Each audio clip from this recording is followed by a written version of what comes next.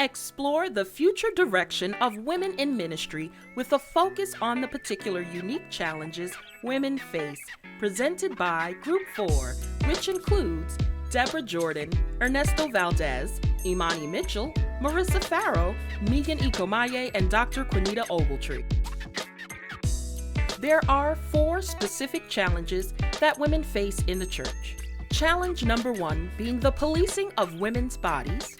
Challenge number 2, the policing of women's life choices. Challenge number 3, ageism. And challenge number 4, traditionalism. Reverend Dr. Yolanda Pierce, who is a professor and dean of Howard University School of Divinity, says, "I have never been confronted about being a woman in ministry, but I have been confronted about what I wear. My male colleagues never have to worry about whether or not their clothing is too tight or too revealing, but as a woman in ministry, I have had to be mindful of every outfit I wear. The policing of Black women's bodies is not new and is not unique to the church, but it is a reality that we have to navigate every day." The policing of women's bodies. Women are often expected to dress themselves the way 1 Timothy 2:9 describes. It reads, "Women should adorn themselves modestly and appropriately, and sensibly in seemly apparel, not with elaborate hair arrangement, or gold, or pearls, or expensive clothing." In Proverbs 31, verse 25, it reads, "Strength and honor are her clothing, and she can laugh at the days to come." The policing of women in ministry's bodies and relationships is a persuasive issue that has been a part of religious institutions for decades. Women in ministry, especially those in leadership positions, are often expected to look, dress, and present themselves in a particular way. This expectation of physical appearance is often unrealistic, and it can be harmful to women's mental health and self-esteem. Women in ministry are often subjected to unfair scrutiny about their clothing and style choices. Here are some common critics and opinions of inappropriateness. According to Minix, it is indeed inappropriate for women to bear the full length of their arms up to their armpits in the pulpit. Don't let your attire abort your anointing in the pulpit. Don't allow your fashion choices to keep someone from hearing the message. If you must wear sleeveless or short-sleeve tops in the pulpit, cover your arms with a shawl or lightweight sweater or jacket. They may be judged harshly for not conforming to traditional gender roles or for not dressing modestly enough. The pressure to conform can be especially challenging for women who are naturally more individualistic in their personal style. This kind of policing can lead to feelings of anxiety and low self-worth and can contribute to a sense of isolation. This type of policing of women's bodies and relationships is particularly prevalent in the Black community in America. Women in ministry are often held to high standards of respectability politics, which can be especially damaging to their mental health and emotional well-being. The pressure to conform to these standards can be overwhelming, and it can lead to feelings of shame, guilt, and isolation. Lynn, a 2021 blog writer and First Lady, stated, "It's true. You are not an icon of spirituality or perfection. You are, however, a leader. There is much room for personal style, but it's important to understand that we very much set the pace for the women in our churches. Are we responsible for how the women in our church dress? Of course not. Every man and woman is responsible for their own choices and their own personal sanctification. But we are leaders. Let's lead others toward integrity, femininity, and authenticity. Bottom line, vocational ministry is a profession. So dress like a professional. Lynn's quote furthers the idea that the attire is modesty plus professionalism. She also states, I think it's important that we give other pastor wives and the women in our churches permission to live by their personal convictions. No judgment toward those who have fewer convictions, and no judgment towards those who have more. Women in ministry may also be subject to the policing of their social lives. They may be judged for having friendships or relationships outside of the church community, which can lead to feelings of loneliness and social isolation. Women who are single or divorced may be viewed as problematic, and they may be pressured to conform to societal expectations of marriage and motherhood. Women who identify as LGBTQ may face even more scrutiny and may be ostracized or excluded from the church community. As more and more LGBTQ pastors are emerging within the faith, we see stories like Pastor Jan Shannon's. Pastor Jan Shannon is an openly gay pastor who shares her story about how she was once married to a man. She cheated on him with a woman and was fired as a minister for being a lesbian just 2 classes short of ordination, and was told she could not preach anymore. Often, women are made to feel guilty or in the wrong for entertaining flirtation, enjoying someone's company, going out to dance, and having romantic relationships. According to a single woman blogger, who is also a pastor, there are a lot of unwritten rules governing the conduct of single women and how they can and cannot have fun. Everyone seems to want to host the pastor at a cozy family Thanksgiving dinner, but no one wants to see the pastor in a sparkly cocktail dress and bright lipstick at a swanky New Year's Eve shindig, as if it is somehow inappropriate for them to enjoy themselves, especially if they are unmarried and female. It is not uncommon for single women, particularly single women in visible positions of authority, to receive extra censure for what they wear, how they dance, how much makeup they have on, how late they stay at a party, and generally how they choose to spend their free time. McClintock says, there is this unspoken consensus that being single is bad and that marriage should be desired. Single clergy can feel isolated in a church culture where marriage is the default. Single pastors, especially women, often feel invisible. This is not an unusual phenomenon. Intelligent, curious women and women in leadership positions, such as pastors, are often penalized in the dating world for their successes. They are made to feel like their God-given gifts are a liability when it comes to finding a spouse because men will feel threatened. According to McClintock again, while on the job, some boundaries are important to ensure safety and respect for everyone. However, it is good and healthy and wholly appropriate for pastors to have romantic lives.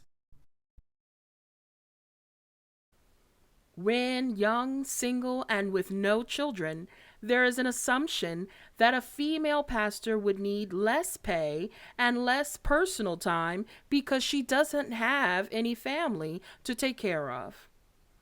The pay scale disparity between men and women in ministry refers to the difference in salary or compensation that male and female pastors and other church leaders receive for the same or similar work. For example, some churches may believe that men should be the primary breadwinners, and women should stay at home to care for the family.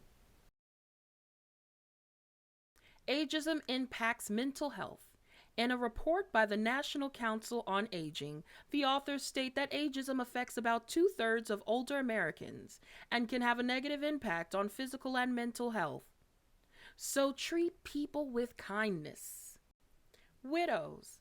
Isolation is often experienced if they have no other family, and without a spouse or a spouse's income for support, they can also experience financial challenges. Then there's the balancing of failing health.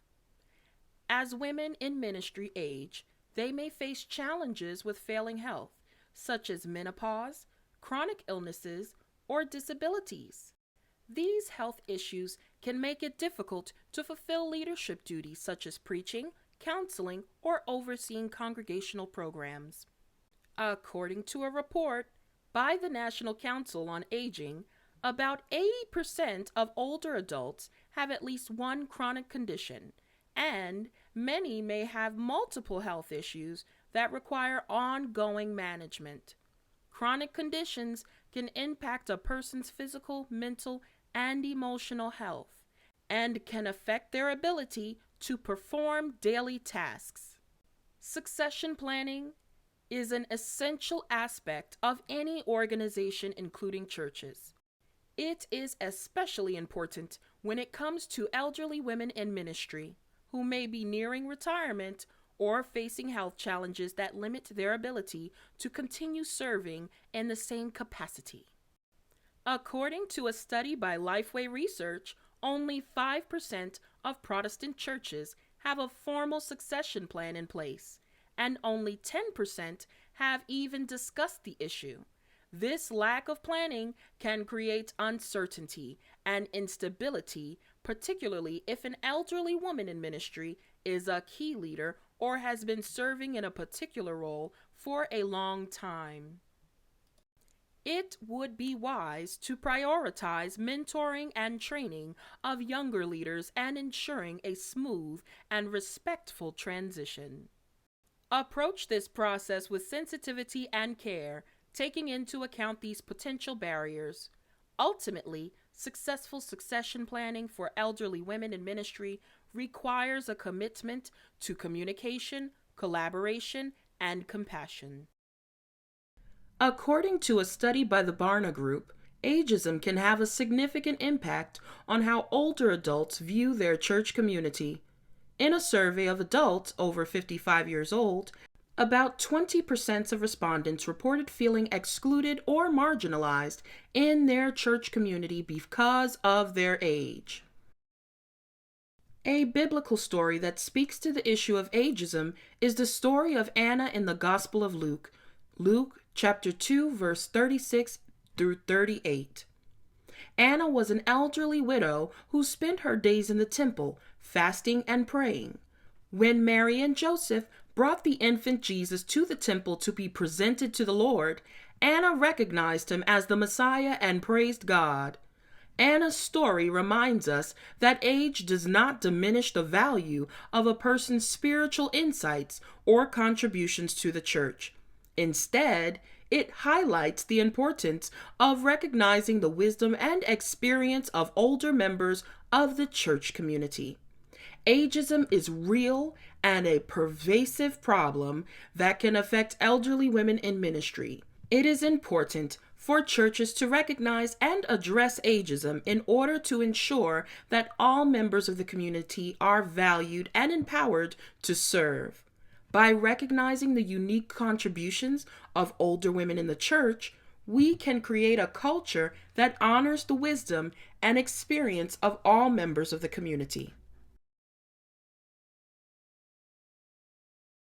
According to a study by the National Association of Evangelicals, about 75% of clergy report working 55 hours or more per week, and many report working 60 to 80 hours per week.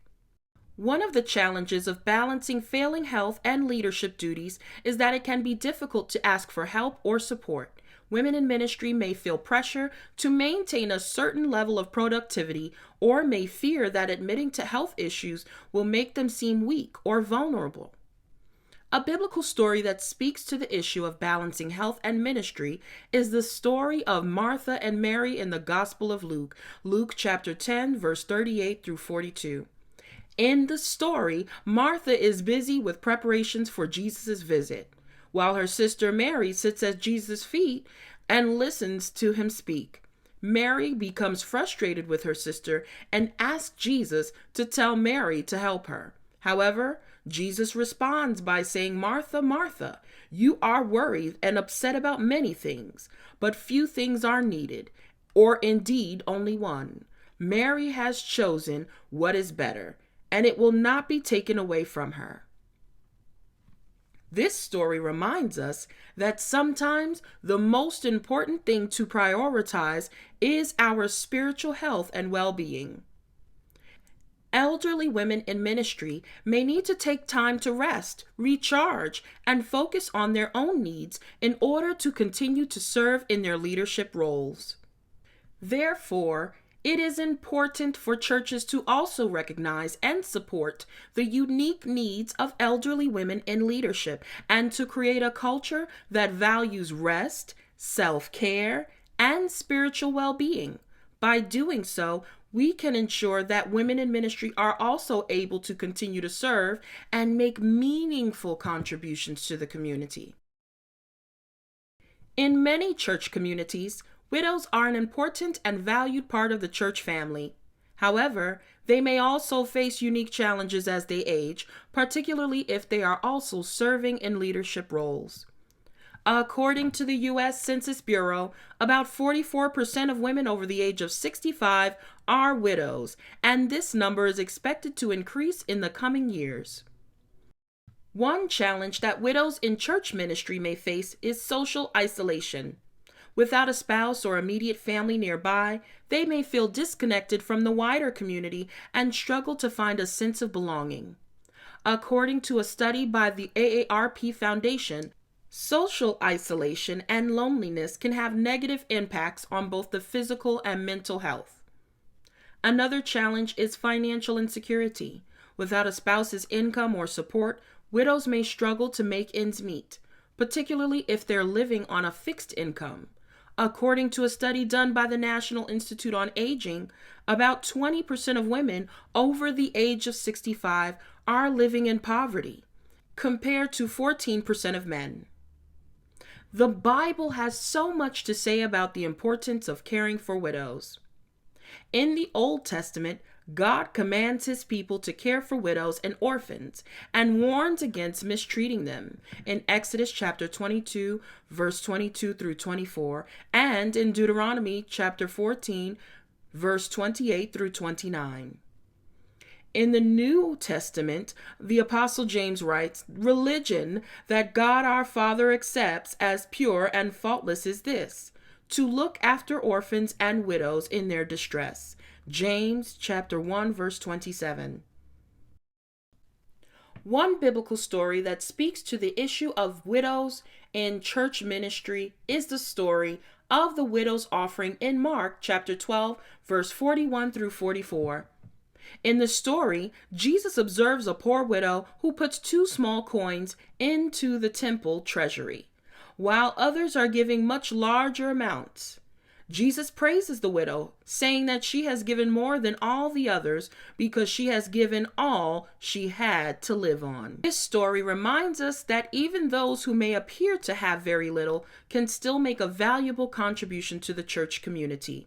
Elderly women who are widows may have unique experiences, perspectives, and gifts to share, and it is important for churches to create space for them to participate and be recognized. As a personal experience, I took care of my grandmother during her 2 months in hospice, and just 60 days showed me the weight of a caregiver's burden physically, mentally, and spiritually.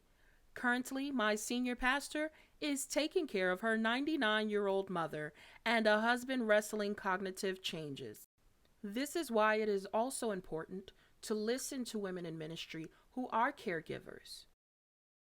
What many of us may not recognize or acknowledge is that the caregiver is most likely experiencing grief and loss at twice the rate of the person they are caring for. We need to create ministries to support caregivers. In other words, a caring voice, a kind smile, and a helping hand all work and no title. The traditional role of women in the African American church has varied over time. Originally, women did the work but didn't get the credit, nor were they given the title. Women were the backbone of the church before they were ever acknowledged as leaders, preachers, and activists. African American women have been instrumental in the development and growth of the African American church, which has served as a center of spiritual and social life for the Black community.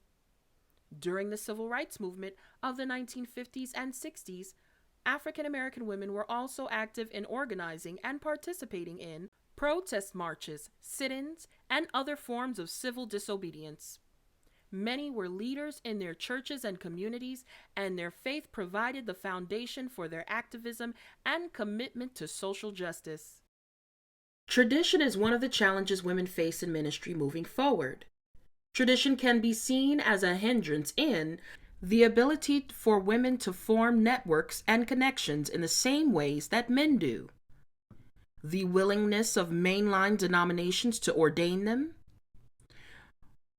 women receiving equal compensation with male counterparts, openness of congregations to accept female leadership, the abuse of scripture regarding female leadership, the African American community's desire to continue to promote the image of the strong Black men at the expense of women, the policing of the appearance and attire of female clergy at the expense of integrity and ministry and leadership quality.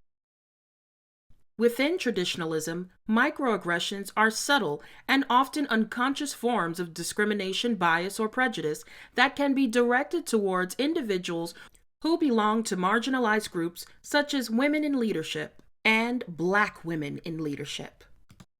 They can take on many forms, including verbal, nonverbal, and behavioral actions or attitudes. For women in ministry leadership roles, such as pastors, microaggressions can take many forms.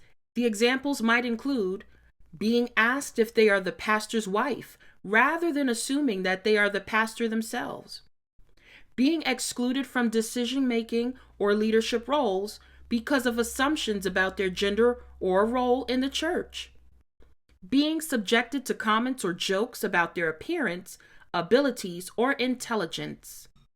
Being questioned about their theological training or qualifications, or having their authority challenged by members of the congregation. Being expected to take on additional responsibilities such as caring for children or planning events simply because of their gender. Microaggressions can be harmful to women in ministry leadership roles because they undermine their authority, erode their confidence, and create a hostile or unwelcoming environment. They can also contribute to feelings of isolation or marginalization and may ultimately lead to burnout or a decision to leave the ministry altogether. To combat microaggressions in the church, it is important to raise awareness about their impact and to create a culture of respect and inclusivity. This might involve training and education for church members, as well as creating policies and procedures to address discrimination and bias. It may also involve empowering women in ministry leadership roles to speak out about their experiences and to advocate for change within the church. The Southern Baptist Convention. The Baptist Faith and Message Statement, adopted in 2000, already affirms that while both men and women are gifted for service in the church, the office of pastor is limited to men as qualified by Scripture. Some SBC pastors, to the tune of about 700, have been calling for the amendment that bans female pastors. Now listen to what is a recent yet developing story. The Baptist Convention voted to remove a Jackson church. Leaders at Calvary Baptist say their church was removed from the convention because of the role of women as pastors in their congregation. Linda Smith has led Calvary since 2013 when she became the church's 11th pastor. She was the church's first female pastor. Female leadership in the Southern Baptist Convention has long been a debate. The church restricts the office of pastor to men. I guess it's a little sadness because we believe that we're doing what God's called us to do, not in the easiest part of the city of Jackson or in Mississippi, but an important part. And so us staying here has been challenging. It's not easy. But God's been so faithful to us and so good to us, and we just feel like we're doing what God's called us to do. The pastor at Calvary Baptist says nothing will really change after their removal from the Southern Baptist Convention. 6 other churches were also removed by the convention's executive committee.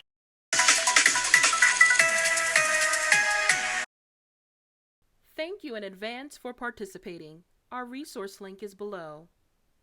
Now let's listen to the following individuals who have recommendations for the future. I'm taking the mic to propose that we assess someone's spirit before we assess their dress.